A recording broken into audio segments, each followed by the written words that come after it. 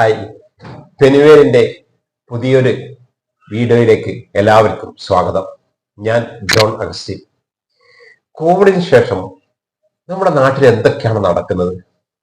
നമ്മുടെ സ്വപ്നത്തിൽ പോലും കാണാൻ ഭയക്കുന്ന രീതിയിൽ ആക്രമണങ്ങളും കൊലപാതകങ്ങളും മറ്റു ദുശീലങ്ങളും എല്ലാ മ്ലേച്ഛതകളും നമ്മുടെ ചുറ്റും നടക്കുകയാണ്. ഇത് നമ്മുടെ നാട്ടിന്റെ മാത്രം കാര്യമല്ല കേട്ടോ. ലോകത്തിന്റെ എല്ലാ ഭാഗത്തും ഇങ്ങനെയാണ് നടക്കുന്നതാണ് പല റിപ്പോർട്ടുകളും പറയുന്നത്. ലോകത്തിന്റെ മനോനില തെറ്റിയതുപോലുള്ള ഒരവസ്ഥ. വിഭ്രാന്തിയിൽ ജീവിക്കുന്ന യുവാക്കൾ വർദ്ധിക്കുന്നു. വയലന്റ് ആകുന്ന കുട്ടികൾ പെരുകുന്നു. അതോടൊപ്പം തന്നെ ഭയന്ന് ജീവിക്കുന്ന സീനിയർ സിറ്റിസണും കൂടി വരുന്നു. നിസ്സാര കാര്യത്തിന് പോലും എന്ത് ക്രൂരകൃത്യവും ചെയ്യാൻ മടിക്കാത്ത ഒരു സമൂഹം. ഇതൊക്കെ ലോങ് കോവിഡ് ആണെന്നാണ് വൈദ്യശാസ്ത്രം പറയുന്നത്. കോവിഡിന് ശേഷം നമ്മുടെ ശാരീരിക മാനസിക അവസ്ഥ ദുർബലമായി ഒരു ലോങ് കോവിഡിന്റെ പോസിറ്റീവ് കോവിഡ് സിൻഡ്രം എന്ന അവസ്ഥയിൽ ജനങ്ങൾ മാറിയതായി വൈദ്യശാസ്ത്രം രേഖപ്പെടുത്തുന്നു. നോക്കൂ, എല്ലാവർക്കും ഡിപ്രഷനാണ്. ഒന്നിനോടും ഒരു അവസ്ഥയോട് പൊരുത്തപ്പെടാത്ത നിലയിലാണ് നാം ജീവിക്കുന്നത്. ഒന്നിനെയും അഭിമുഖീകരിക്കാൻ നമുക്ക് വയ്യാതായിരിക്കുന്നു. ആരോഗ്യ ബുദ്ധിമുട്ടുകൾ വർദ്ധിച്ചു വരുന്നു. അതോടൊപ്പം തന്നെ 40-55 വയസ്സിനിടയിലുള്ള എല്ലാ മക്കളിലും പല പ്രശ്നങ്ങളും, അവരുടെ മരണനിരക്ക് അടക്കം വർദ്ധിച്ചു വന്നിരിക്കുന്നു. ഇതെല്ലാം വല്ലാത്തൊരു ചിന്താ കുഴപ്പം എല്ലാവരിലും രൂപപ്പെട്ടിരിക്കുന്നു. ഈ അവസ്ഥയെ ബ്രെയിൻ ഫോഗ് എന്നാണ് പറയുന്നത്. ഈ അവസ്ഥ മനോവിഭ്രാന്തിയിലേക്ക് ജനങ്ങളെ നയിക്കുന്നു. അപരിചിതമായ ഒരു മനോഭാവം, ആരെയും മനസ്സിലാവാൻ പറ്റാത്ത ഒരു മനോഭാവം. ഇത് ആക്രമണത്തിലേക്കും കൊലപാതകത്തിലേക്കും കൊണ്ടുചെന്നെത്തിക്കുന്നു. ആരെയും അങ്ങോട്ട് അംഗീകരിച്ചു കൊടുക്കാൻ പറ്റുന്നില്ല. ഞാൻ മാത്രമാണ് ശരി എന്ന് ചിന്തിക്കുന്ന ഒരവസ്ഥ. വൈറസ് ബാധ കൊണ്ട് ബ്രെയിൻ ഫോഗ് ഇങ്ങനെ വർദ്ധിച്ചു വരും എന്ന് ഈ ആരോഗ്യ വിദഗ്ധർ പറയുകയാണ്. അടിയന്തര പരിഹാരം കാണേണ്ട രോഗമാണ് ലോങ് കോവിഡ് എന്ന് US national academies of science and medicine അതിന്റെ പഠന റിപ്പോർട്ടിൽ പറയുന്നു. അതായത് ഒരു നാസിസ ചിന്തയും ഒരു പ്രവൃത്തിയും കൂടി വരുന്നു. നാസിസത്തിന്റെ എല്ലാ മേഖലകളിലും അംഗീകരിക്കുന്ന ഒരു ജീവിതാവസ്ഥയിലേക്ക് നാം കടന്നു പോകുന്നു. ഗുണ്ടകൾക്ക് പോലും ഫാൻസ് വർദ്ധിച്ചു വരുന്ന ഒരു കാലാവസ്ഥ.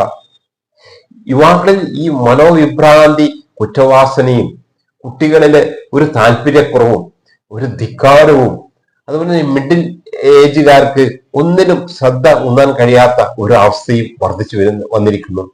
ആർക്കും സന്തോഷമില്ല, ആർക്കും സ്നേഹമില്ല, ആർക്കും വിശ്വാസമില്ല, ആരെയും അംഗീകരിക്കുന്നില്ല. കുടുംബങ്ങൾ തകരുന്നു, സമൂഹം തകരുന്നു. കുറ്റകൃത്യത്തെ മഹത്വവൽക്കരിക്കുന്ന അഭിപ്രായങ്ങൾക്ക് സ്വീകാര്യത വന്നിരിക്കുന്നു എന്നത് ഇതിന്റെ ഭീകരാവസ്ഥയാണ്. ആരോടും എന്തും പറയാം, എന്തും ചെയ്യാം. സ്ത്രീകളെ ഒന്നും ബഹുമാനിക്കണ്ട, അങ്ങനെയുള്ള ഒരു അവകാശങ്ങൾക്കും ഇവിടെ സ്ഥാനമില്ല. ഒരു ഫ്യൂഡലിസം, ഒരു തരം ഒരു വല്ലാത്ത അവസ്ഥ. ഈ സ്വീഡനില് നമുക്കറിയാം അല്ലെ, സ്വീഡനിൽ പൊതുവെ കുറ്റകൃത്യങ്ങളൊക്കെ കുറവാണ്. പക്ഷെ ഈ കോവിഡ് കഴിഞ്ഞതിന് ശേഷം അവിടെ കുറ്റകൃത്യങ്ങൾ വർദ്ധിച്ചു വരികയാണ്. ഈ കോവിഡൊക്കെ വർദ്ധിച്ചു വരുമ്പോൾ എല്ലാ രാജ്യങ്ങളും അടച്ചിട്ടപ്പോൾ അവര് ഇങ്ങനെ തങ്ങളെ രാജ്യം അടച്ചിടാനൊന്നും തയ്യാറായില്ല.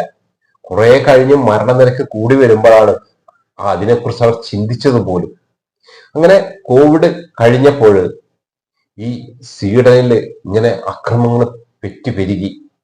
അവരങ്ങനെ അതിനെക്കുറിച്ച് പഠിച്ചപ്പോൾ ഈ കോവിഡ് പിടിപെട്ട എല്ലാവരെയും പരിശോധിച്ചപ്പോൾ 7% പേർക്കും ഒരു ലോങ് കോവിഡ് ഉണ്ടെന്ന് കണ്ടെത്തി. അതാണ് അവിടെ അക്രമം നടക്കുന്നത്. നോക്കൂ, ജനസാന്ദ്രത കൂടിയ ഈ കൊച്ചു കേരളത്തിൽ 7% പേർക്ക് പോലും ലോങ് കോവിഡ് പിടിപെട്ടാലുള്ള ഒരു അവസ്ഥയെ കുറിച്ച് നിങ്ങൾ നോക്കൂ. അതിന്റെ വലിയ പ്രത്യാഘാതങ്ങൾ താങ്ങാൻ നമുക്ക് പറ്റില്ല. പക്ഷെ ഇന്ന് അതിന്റെ പ്രതിഫലം നാം കണ്ടുകൊണ്ടിരിക്കുകയാണ്. ലഹരി ഉപയോഗം വർദ്ധിക്കുന്നു, കുറ്റകൃത്യങ്ങൾ പെരുകുന്നു, ഏത് അക്രമത്തെയും നമ്മൾ ന്യായീകരിക്കുന്നു. നമ്മുടെ സംസ്ഥാനത്ത് പെരുകുന്നതിനെ, ഇങ്ങനെയുള്ള തെറ്റുകളും കുറ്റങ്ങളും അക്രമങ്ങളും പെരുകുന്നതിനെ പറ്റി ഒരു ശാസ്ത്രീയ പഠനം നടത്താൻ ഗവൺമെന്റിന് കഴിയേണ്ടതാണ്.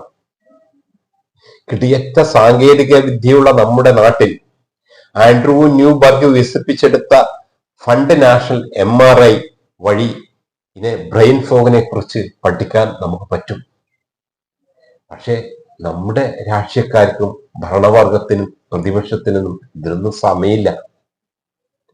നമ്മുടെ ജനങ്ങളെ എങ്ങനെയൊക്കെ മാറ്റിക്കിടത്താം എന്നാണ് അവര് ഇപ്പോൾ ശ്രമിച്ചുകൊണ്ടിരിക്കുന്നത്. മമ്മൂഞ്ഞിമാരെ പിടിച്ച് ഭരണം പിടിക്കാൻ ശ്രമിക്കുന്നവരും ഭരണം നിലനിർത്താൻ ശ്രമിക്കുന്നവരുമാണ് നമ്മുടെ രാഷ്ട്രീയക്കാർ. അവർക്ക് ജനങ്ങൾ ആവശ്യമില്ല. അവർക്കും വേണ്ടത് സമ്പത്തും മഹത്വം വൽക്കരണവും മാത്രമാണ്. അതുകൊണ്ട് എത്രയും പെട്ടെന്ന് നമ്മുടെ ഈ കേരളത്തിന്റെ ഈ ലഹരി ഉപയോഗത്തെക്കുറിച്ചും ഇങ്ങനെയുള്ള കുറ്റകൃത്യങ്ങളെ കുറിച്ചും ഇങ്ങനെയുള്ള ആക്രമണങ്ങളെ കുറിച്ചും എത്രയും പെട്ടെന്ന് ഒരു പഠനം നടത്തി കേരളത്തിൽ പോസ്റ്റ് കോവിഡ് സിൻഡ്രം എന്ന മാരകാവസ്ഥ ബാധിച്ചിട്ടുണ്ടോ, അത് വ്യാപിക്കുന്നുണ്ടോ എന്ന് മനസ്സിലാക്കാൻ നമ്മൾ തയ്യാറാവണം. പ്രിയപ്പെട്ടവരെ, ജോയലിന്റെ പുസ്തകം അതിന്റെ 1-ാമത്തെ അധ്യായത്തില് കാണുന്നില്ലേ, ഇങ്ങനെയൊന്ന് ഇതിനു മുമ്പ് നിങ്ങൾ കണ്ടിട്ടുണ്ടോ? ഇതാണ് നമുക്കും ചോദിക്കാനുള്ളത്. ഇങ്ങനെയൊന്ന് ഇതിനു മുമ്പ് നാം അനുഭവിച്ചിട്ടുണ്ടോ? സ്തുതിയായിരിക്കട്ടെ.